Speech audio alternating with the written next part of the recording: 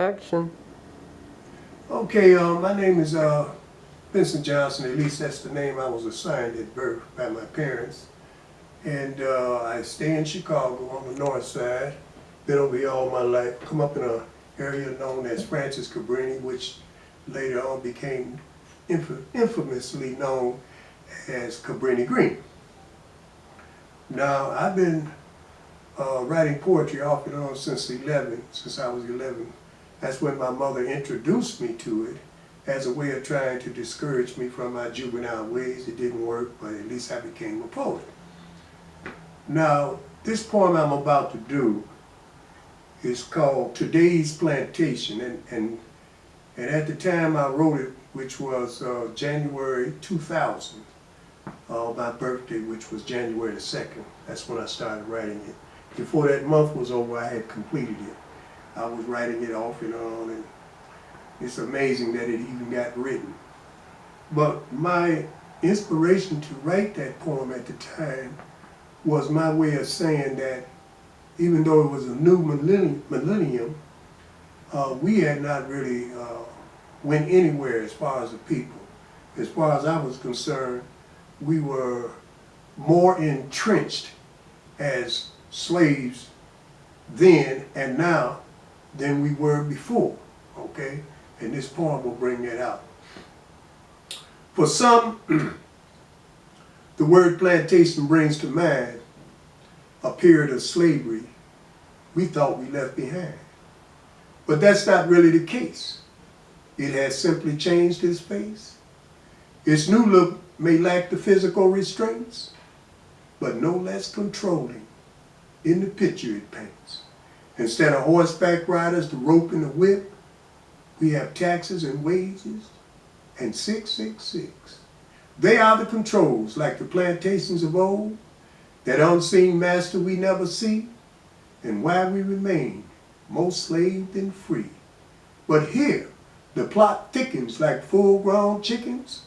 Since the days of cotton pickers, racism has gotten slicker, presenting many faces, but no less the same, especially in workplaces and its high-tech game, where sexual favors are high on the list, where physical labor have a personal twist. This, too, is like plantations of old, those millions of stories that never got told. And what about that 40 acres and a mule? You know we are way overdue. Hope its meaning is not lost in rhyme, the way it's been buried in time. For our past is an open door, and it's up to us to settle the score, rather than becoming another issue that's treated like toilet tissue, or like so many subjects we drop before it even reaches the top.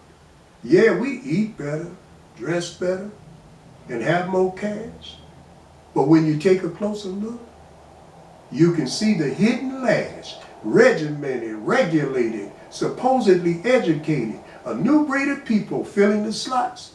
But we all know who's calling the shots, that Mr. Charlie is still the man, overseeing that master plan, a clever endeavor, still working its con, smoother than ever like a magical wand. If you don't think so, just look at how we act. Designer this, designer that, chasing the wind, a clothing trend. It's not just bills and rent that keep us in the woods, but how our money is spent on services and goods, the careless manner in which we spend like we are rich, painting ourselves with expensive fronts, imaginary needs, imaginary wants, anything to seem more than what we really are, to glitter and shine and glow like a star.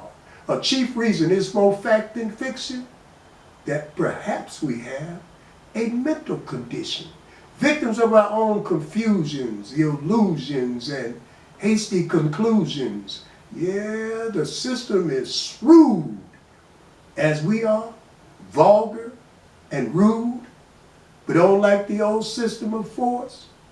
Today's slaves are slaves by choice, easily bought, programmed to a fault, locked in a system of like vault, divided in many areas by our own psychological barriers. However, the reality is we are like copycats in showbiz, Permanent fixtures found in motion pictures with lifelike appeal, fantasies made to look real, not intended as a lifestyle. But let's check out our profile. Many of us are the same, important persons, just in name. Imitation wall plaster, servants masquerading as master, living large, but not in charge, a material mirage, puppets with no powers, intellects and scholars, paychecks and salaries bigger than most, appointed or chosen to star as a host. Well read and nicely said, but still just a figurehead, shackled by meaningless titles and well-to-do lectures, symbols and idols and self-serving gestures. The true hypocritical type, phonier than political hype. They do us the most harm with their artificial charm and false sense of alarm. Traitors on every level. Workhorses for the devil. Sambo representatives in high offices and low. Self-important, selling out and putting on a show. Welcome to the new Jim Crow. As a people, progress must include us all. If we are to bear its fruit, we cannot hear the freedom call running from the truth. We cannot hear the freedom call running from the truth. Okay.